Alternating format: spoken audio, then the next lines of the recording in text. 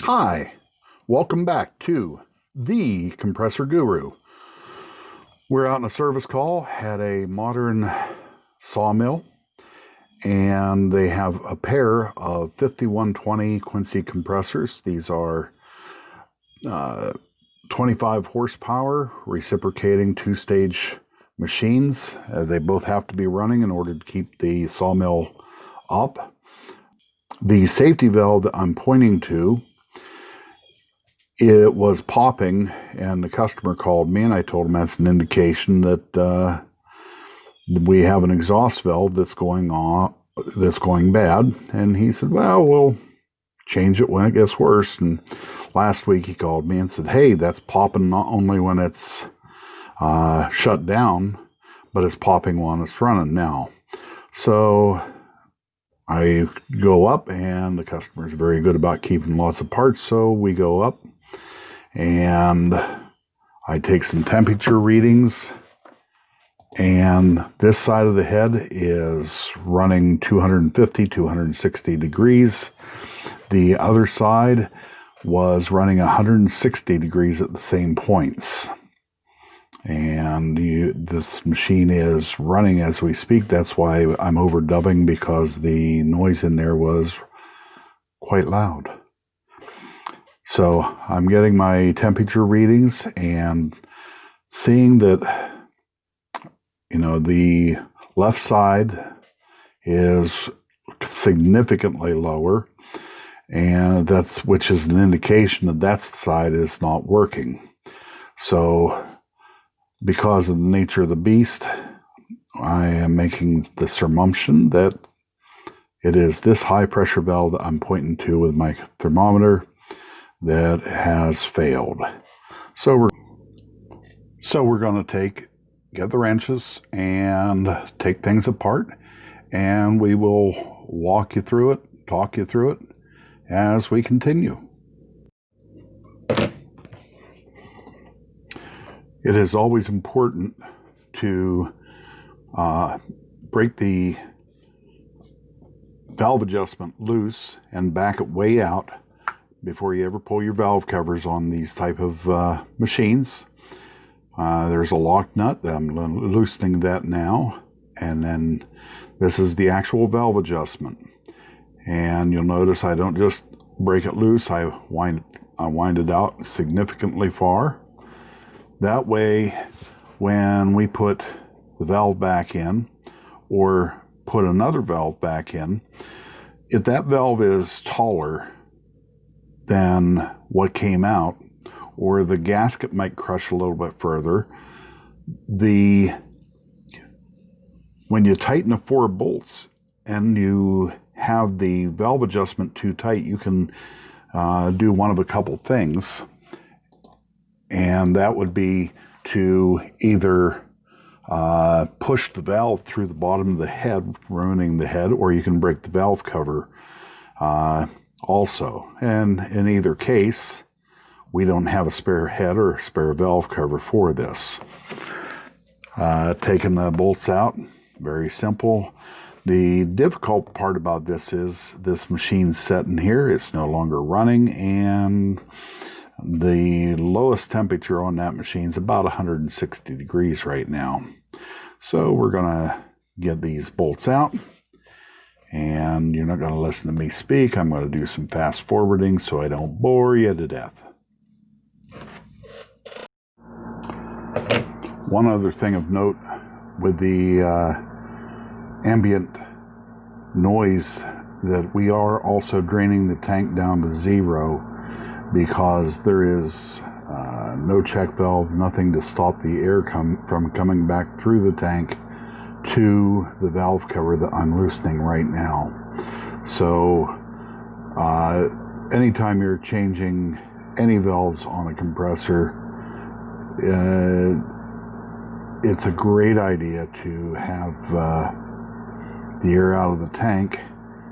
We don't want to have accidents, because air isn't just air, it is compressed energy.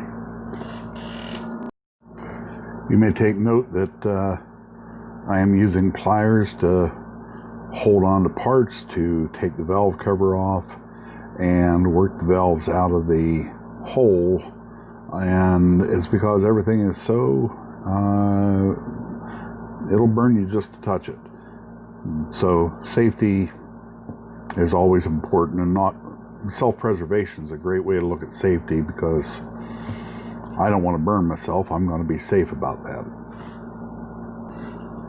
The next thing to take notice of here is there's a valve spacer that goes under the valve adjustment screw, and it holds down on the valve body itself. This machine was rebuilt some number of years ago, and it's starting to use a little bit of oil, and it is developing some carbon in the valves. The spacer won't come out, and you'll see me get a screwdriver and work on the spacer back and forth and work it around till I can finally get it out. A machine not using any oil, or a machine recently reassembled, you will tear into this and things literally come out just by picking them out. You don't have to pry, don't have to hammer, and that's the deal. I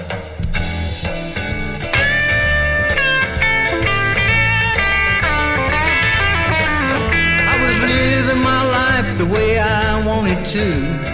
Decided to have my cake and then eat it too. I walked down a path, but a cross stood in my way. There was no way around it, so I'm giving my life away. I got a bad motor scooter, and God set me up with guitars and amps and all that extra blue stuff. Peace and Well, as you watch the exhaust valve come out in pieces, Roger is looking down the hole, and we are discovering what will be our next problem here in a while. And the valve seat that the valve plate goes against, it looks in reasonably good condition. There's a few marks on it, but this is the valve we made the assumption that it was leaking back through. Now, it's not perfect, and it very possibly, well, it is the one leaking back through. But because it looked so good, and the valve disc, the valve plate itself wasn't broken or worn terribly bad, and we didn't have a broken spring on that valve, we decided we're going to take and tear apart the intake valve. And the first thing to do when we're tearing apart the intake valve is to take a couple lines off. These lines are on the unloader assemblies. I just call them the unloader chimneys. And I think they look like little chimneys. That's what I've always called them. In the parts book, they're called unloader assemblies. If you're not sure when you're tearing this apart, pull out your cell phone, take a picture of where the lines run from and to. Most times, if you're, unless you're doing something completely different as far as changing valves, changing valve covers, mixing and matching parts on a total rebuild, these lines all usually go back on very, very close to where they came off at. So we could introduce the crew here. Who all's here? This is Cody Straw. Hey, Cody. He's the operator. Okay. And, among other things. And this is Brian Baker back here, and Brian's the built-in trimmer operator, among other things. Among other things. Everybody has that. Everybody does. Everybody well, has I think there might be a couple that are out-and-out specialists, but the rest of us are among other things, are generalists. Okay. So, and you're Roger. I'm Roger. I'm in charge of whatever goes wrong. Oh, okay. Well, at least you have your job defined that way. Are you good at it? Well, Making stuff go wrong? I've been questioned by some of these guys before, something would break, and said, "Do you know how to fix that?" And I said, "Well, I'll know by the time we're done." Why do you keep calling me if you know how to fix it? Because you're too easy. You always answer the phone.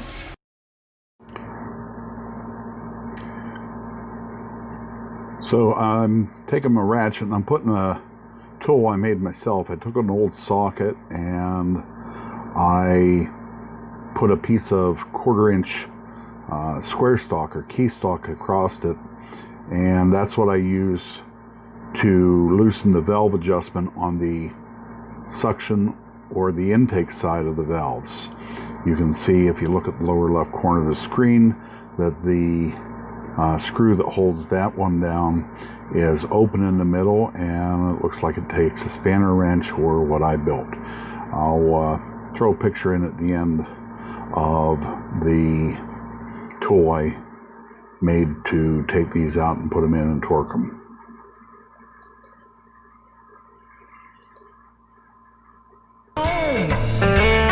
Joy you can touch. I got some Christian biker friends. Listen to the uptown strut.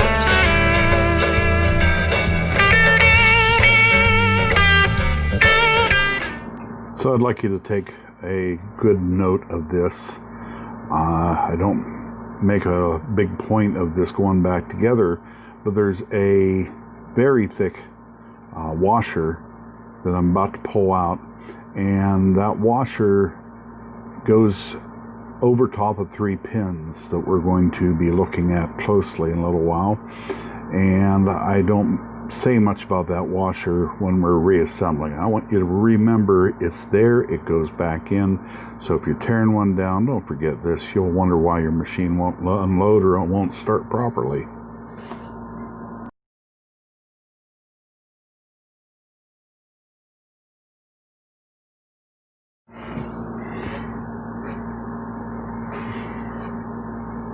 So as we take a look at the intake valve on the high pressure side, there's several things we can see about it here. First off, the bottom of it has separated from the valve, most of the valve body. That crack at the bottom, you see it moving around a little bit there, is not right. That's supposed to be very solid screwed together. So that valve is starting to screw apart, and how it did that with the valve adjustment being tight, I don't know.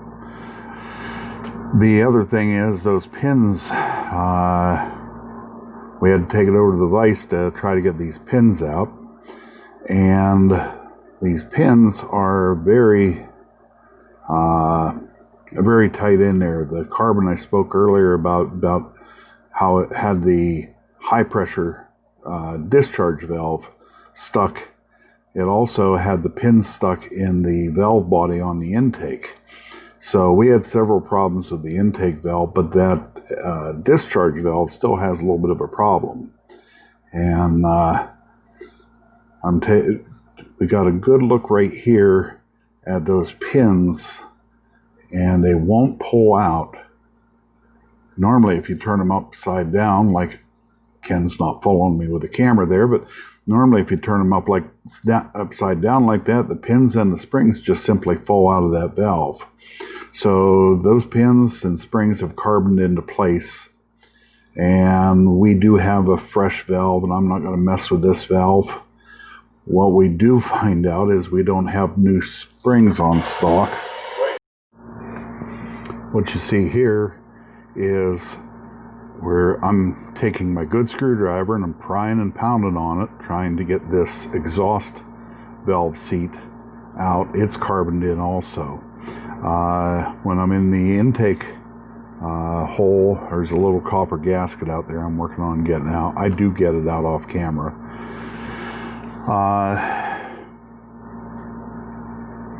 I must be talking about going downhill skiing the way I looked there.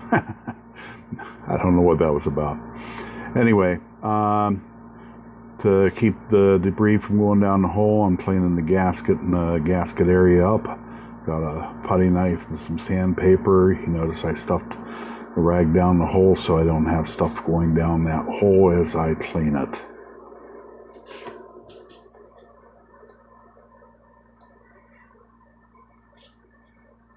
And I'm just going to cut and move forward so we don't waste a bunch of time cleaning gaskets.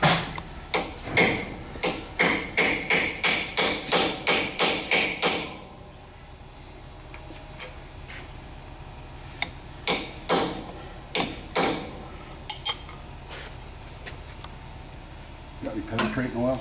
Yeah. So we either break it or get it out, and then we'll put a new one in. That works. So Roger knows I try to conserve him money. So the fact that I can't today, Well, right here, I think he's okay with it. we have blaster. Not blaster. Oh, blaster's great stuff. That's supposed to be better. Is it? What is it? That's Ultra grind. lean. You know grinder that you seal tolls. Yeah. He says that's better than PV blaster. But Roger said you just make more money off this, and he's like, yeah, I think. Well, and that's better. Ron's a neat guy. Yeah, he'll do no more. Is he retired now? Yeah. Good for him.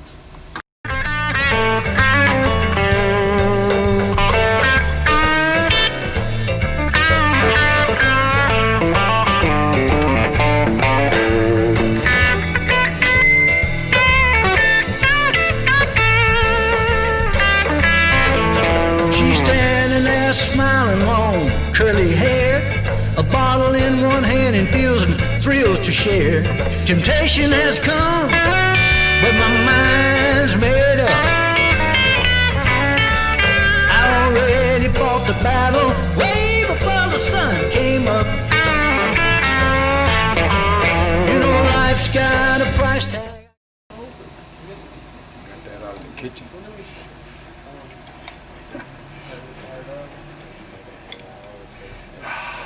First day I was released. What's that? The band.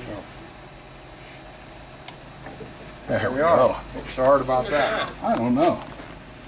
Want to hold that? Uh-uh. It's hot as sin. Okay. So.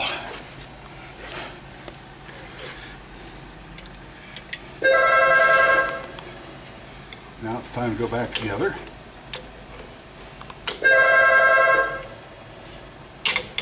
Oh, that's hard on the finger. When I was a kid, I wondered why my dad's fingers were always black at the knuckle and discolored fingernails, and now I know that's yours. Okay.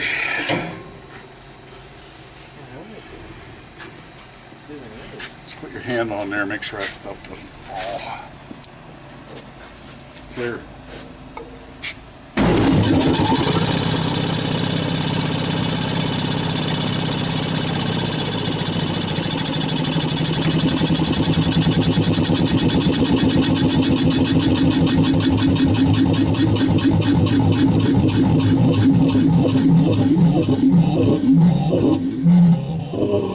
Now I turn that on so any debris, that's French for debris. So, Better out than in. yeah, this is the new valve. This is what it's supposed to look like. When I was over in the parts box on a previous trip, this was a valve that wasn't operating properly. So you can see what a bad valve looks like, and very often when we tear into something like this, we find obvious problems like this. That's not one of them. That's not today's case though. Okay, so this is a very nice machine fit. The edge of this will snap in to the edge of this. So even though that's not perfectly clean, I like to do, we're in a dirty situation, and wherever the hammer went, Hammer's right here. take, and I'm going to let you step out of there. We got the valve in place. We get everything in place, just like that, and we tap it together. And make it.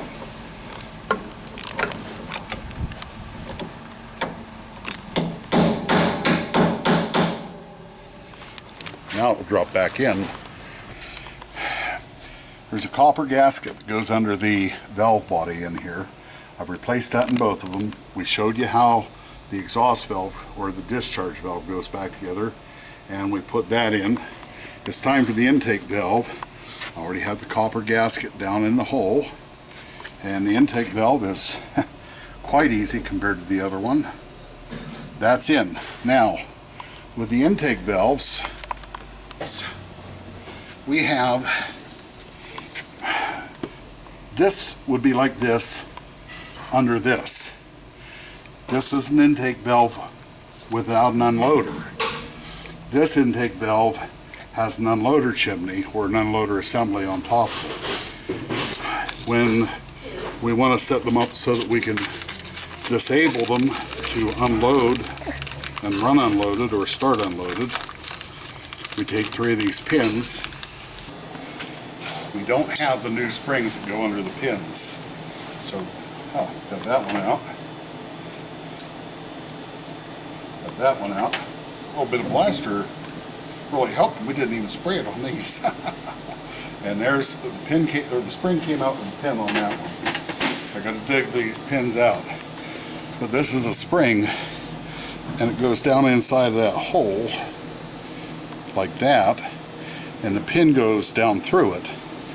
And when it unloads, the pin goes down, the spring compresses, and the pin comes down at the bottom, disables the valve, and the machine quits pumping. When the unloader, the control assembly, lets the pressure off, that pin comes back up, the spring decompresses, the pin comes up like this, and the machine begins to pump again. So we have to put the spring in, we have to put the pin in, and then we're ready to reassemble on the rest of it. Let's see if I got these other couple of springs out. We're going to do it over there. I got a sharp hole. Could never repay. It cost him all he had, that's why I got it made. I surrender all to Jesus every day. I'm having a ball playing the blues, giving my life away.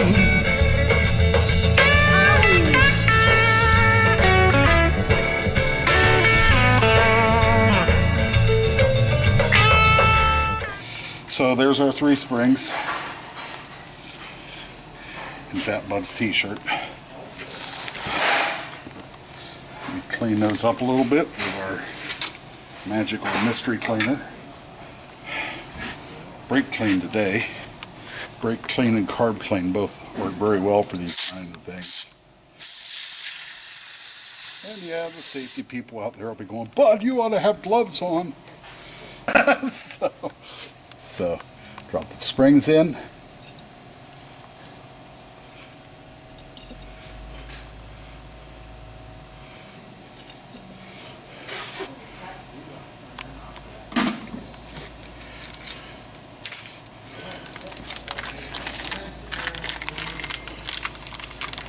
Drop the pins in.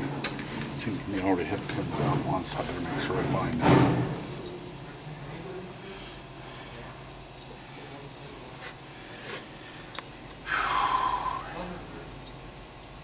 Now, if the camera can get it, I press down on that and it comes back up. I believe the problem was those pins went down and stuck in the down position, and that's why we were popping and not unloading properly.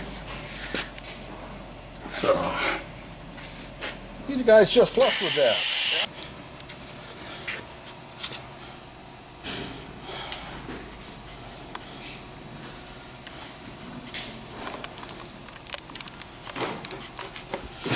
So we clean all our excess carbon off because this machine was rebuilt once and has enough time to start to use a little bit of oil. I don't know how much oil it's using, but it's obviously vaporizing some up into the valves. And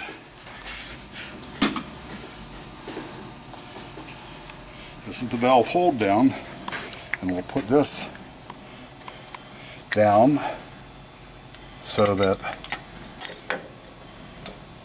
get that lined up, and when you push down on that, you can feel the springs operating, going down and back up. And when you push down, that valve's unloaded and would not pump. And put that over here. Okay, we're ready for gaskets and bolts. So,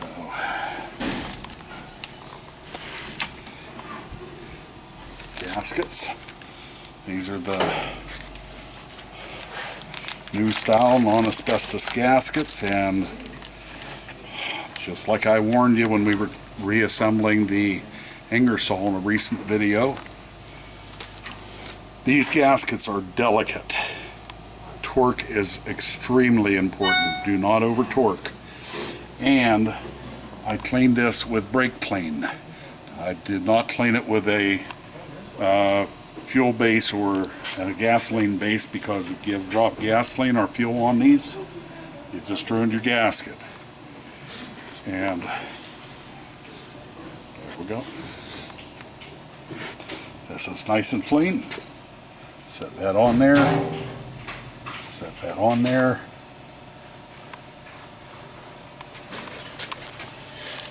Bolts.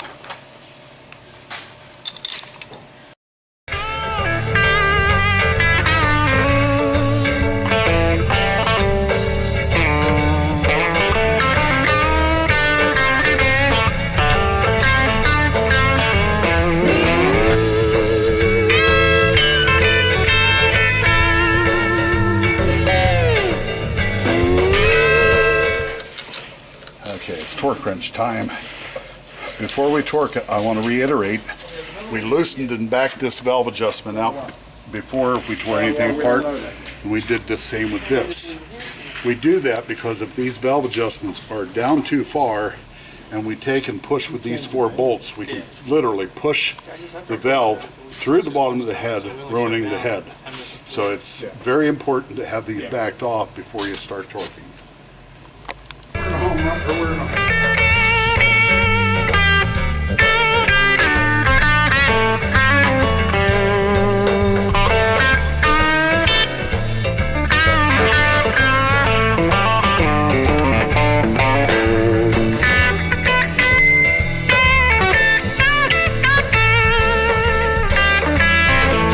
She's standing there smiling, long curly hair, a bottle in one hand and feels and thrills to share. Temptation has come, but my mind's made up. I already fought the battle way before the sun came up. You know, life's got a price tag I could never repay. It cost him all he had, that's why I got it made.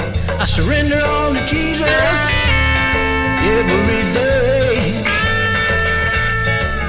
I'm having a ball playing the blues, giving my life away.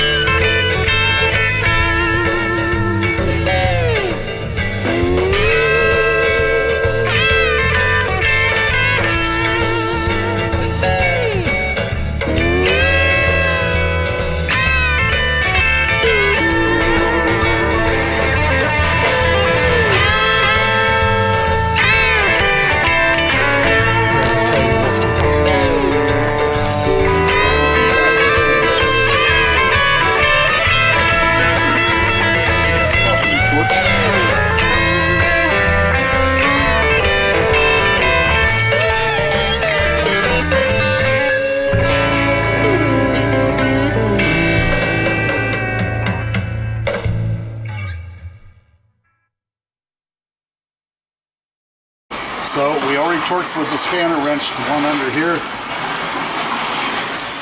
and